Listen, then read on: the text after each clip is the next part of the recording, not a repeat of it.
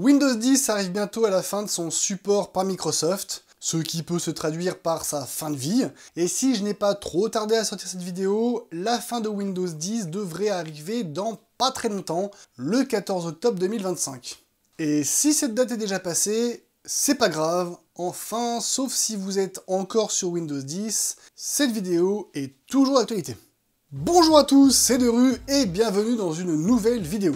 Que signifie la fin de Windows 10 ? Eh bien, cela veut dire qu'il n'y aura plus de mise à jour et donc de mise à jour de sécurité pour ce système d'exploitation. Et donc, si de nouvelles failles et vulnérabilités sont découvertes, aucun correctif ne sera mis en place. La seule solution pour éviter ce risque est de passer gratuitement sur Windows 11. Enfin, si votre matériel vous le permet, parce que oui, l'architecture de Windows 11 nécessite certains paramètres et composants sans lesquels l'installation de cet OS sera impossible et nécessitera dans le meilleur cas de changer un de vos composants et dans le pire de vous racheter un ordinateur. Et qui dit nouveau système d'exploitation, dit nouvelle fonctionnalité. C'est je pense la plus longue intro que j'ai pu faire pour arriver au sujet de la vidéo. Et nouveaux outils et paramètres de sécurité. Je vais donc vous présenter dans cette vidéo 6 outils de sécurité inclus directement dans Windows 11. La présentation de ces 6 outils est extraite d'un article Clubic, mais je me permettrai quand même de donner mon avis concernant la pertinence de ces outils pour le grand public. Pour les entreprises et les postes de travail professionnels, il n'y a pas de doute, ils sont utiles. Si vous disposez d'un poste de travail professionnel avec la version Pro de Windows, et que vous manipulez des données sensibles ou pas, il est fort possible que vous connaissiez BitLocker, un outil permettant de chiffrer votre disque dur, ce qui le rend impossible, ou quasiment, d'accès par quelqu'un d'autre sans le mot de passe de déchiffrement, ce qui est très utile en cas de perte ou de vol du PC. Et bien maintenant, vous disposez de la même fonctionnalité, avec moins de paramètres certes, mais qui a le même rôle, chiffrer les disques durs de votre appareil. Je ne peux que vous conseiller d'activer cette option, surtout si vous êtes sur un PC portable et que vous voyagez souvent avec, en allant dans les paramètres Windows, confidentialité et sécurité, puis en activant chiffrement de l'appareil. Le fonctionnement est très simple, votre disque dur est chiffré et donc illisible. Vous vous authentifiez avec votre nom de compte et votre mot de passe. Vous avez accès aux données du ou des disques durs sans aucun impact sur vos performances. Attention! Cet outil, comme les suivants, peuvent ne pas être présents ou légèrement différents en fonction de s'il s'agit d'une licence professionnelle ou familiale, et également si vous utilisez Windows Defender ou un autre antivirus. Par exemple, dans mon cas, je n'ai pas cette option de chiffrement, parce qu'en tant qu'utilisateur d'une version de Windows 11 professionnelle, j'ai BitLocker directement. Là, sa présence va dépendre de quel antivirus vous utilisez. Petite parenthèse, ne négligez pas Windows Defender, surtout si vous ne pouvez pas vraiment vous permettre de payer un antivirus tous les ans. Il est très performant pour une utilisation basique de l'informatique, bureautique, navigation internet, jeux, et est même utilisé dans certaines entreprises.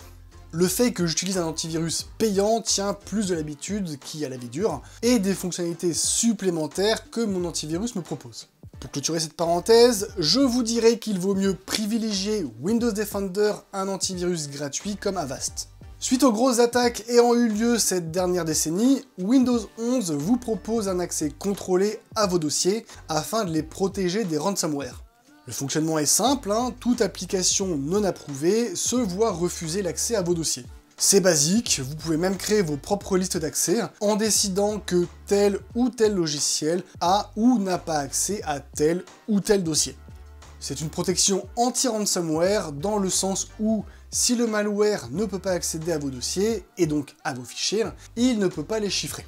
On parle ici d'un chiffrement hostile, pas comme pour l'outil précédemment présenté. Selon mon opinion, c'est pas nécessaire si vous faites attention à ce que vous téléchargez comme logiciel. Ça risque d'être un petit peu lourd pour une majeure partie des utilisateurs de devoir approuver des applications ou gérer une liste d'accès. Mais si vous désirez activer cet outil, paramètres, confidentialité et sécurité, sécurité Windows, protection contre les virus et menaces, protection contre le ransomware, gérer la protection contre les ransomware. Celui-là, je pense pas qu'il y en ait un seul d'entre vous qui ne l'ait pas vu passer.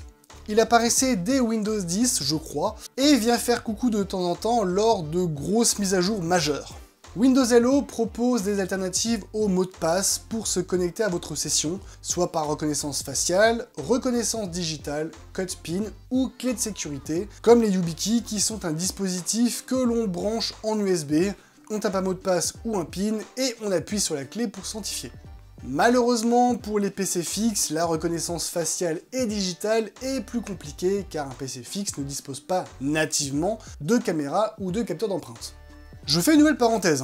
Pour introduire l'outil, l'article dit, je cite, « Les mots de passe sont une plaie. Trop simples, ils sont une porte ouverte pirate. Trop complexes, ils finissent souvent oubliés. » Puis ensuite, propose dans les options de Windows Hello le code PIN comme solution. Pour rappel, même si pour Windows Hello, on peut le modifier pour y ajouter des lettres et des caractères spéciaux, le code PIN, c'est que des chiffres, donc en termes de sécurité, c'est pas ouf. Le mieux, ça serait la clé de sécurité, mais pas évident à mettre en place pour tout le monde, donc le mot de passe reste une solution simple, ou l'empreinte digitale si vous avez un capteur.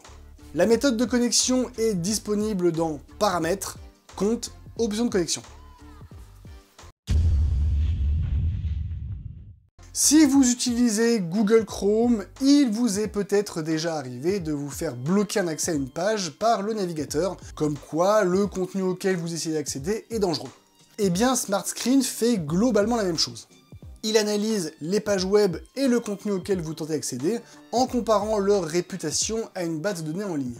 Ce qui ne rend pas la détection ou la non-détection infaillible, si par exemple le site ou le contenu est récent et n'a donc pas encore de mauvaise réputation.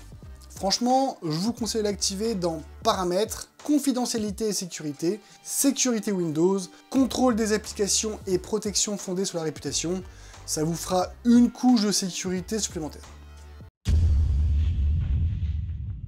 On arrive sur une fonctionnalité un peu plus spécifique dont vous ne devriez pas avoir besoin si vous ne faites pas n'importe quoi sur votre ordinateur et si vous ne téléchargez pas n'importe quel fichier, la protection du noyau de votre système avec Core Isolation. Le noyau, c'est la partie la plus importante de votre machine, qui permet à tout de fonctionner, et certains malwares, pour exécuter leur basse besogne, ont besoin d'un accès au noyau. Cet outil permet d'isoler certains processus dans un environnement virtuel, de manière à ce qu'ils ne soient pas accessibles depuis un autre environnement. La technique est un chouille complexe ici, mais globalement, on commence à être dans un niveau de sécurité un peu poussé ici. Si jamais vous souhaitez quand même l'activer, Paramètres, Confidentialité et sécurité, Sécurité Windows, sécurité de l'appareil et intégrité de la mémoire. Comme dernier outil de cette vidéo, Exploit Protection. Vous n'êtes pas sans savoir qu'il n'y a pas que votre système d'exploitation via lequel on peut exploiter une vulnérabilité. Si vous avez vu d'autres de mes vidéos, je vous ai à plusieurs reprises expliqué que les logiciels aussi peuvent avoir des failles exploitables par des pirates ou des malwares, et qu'il ne faut pas négliger leur mise à jour. Exploit Protection est là pour prévenir de ces risques en bloquant ou en tentant de bloquer les vulnérabilités qui pourraient être exploitées via vos logiciels de confiance que vous n'auriez pas mis à jour depuis 3 ans parce que vous avez la flemme de perdre 5 minutes à les télécharger. Si vous n'avez pas de gestionnaire de mise à jour ou que vous êtes du genre à oublier pendant un long moment certaines de vos applications dans un coin, vous pouvez activer l'outil dans Paramètres, Confidentialité et sécurité, Sécurité Windows, Contrôle des applications et du navigateur, Paramètres, Exploit Protection. Bien entendu, tous ces outils ne sont pas indispensables pour sécuriser votre ordinateur, il ne s'agit que de fonctionnalités supplémentaires qui rajoutent des couches de sécurité et vous évitent d'être trop parano lorsque vous naviguez sur des sites inhabituels ou lorsque vous téléchargez des fichiers sur d'autres sites que vos sites de confiance. Ça ne vous rajoute pas plus de travail, ou alors une seule fois, et ça peut vous soulager d'un peu de charge mentale. L'essentiel à bien retenir, c'est que Windows Defender n'est plus la grosse daube qu'on veut vous faire croire, et qu'il est bien suffisant si vous avez une utilisation de l'informatique raisonnée et limitée à des tâches basiques. Merci d'avoir regardé cette vidéo jusqu'à la fin. Si elle vous a plu, eh bien n'hésitez pas à vous abonner si ce n'est pas déjà le cas. N'hésitez pas à partager la vidéo pour qu'elle soit vue par un maximum de monde. À cliquer sur le pouce en l'air, ça m'encourage grandement. À laisser un commentaire si vous avez une remarque ou une question, et à me rejoindre sur les réseaux sociaux. Sur ce, je vous souhaite une bonne nuit, bonne soirée, bonne journée, et n'oubliez pas, la sécurité est l'affaire de tous. Ciao.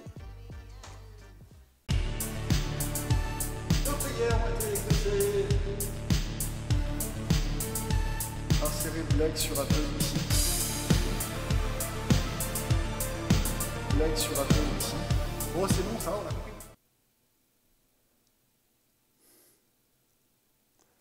Ah putain.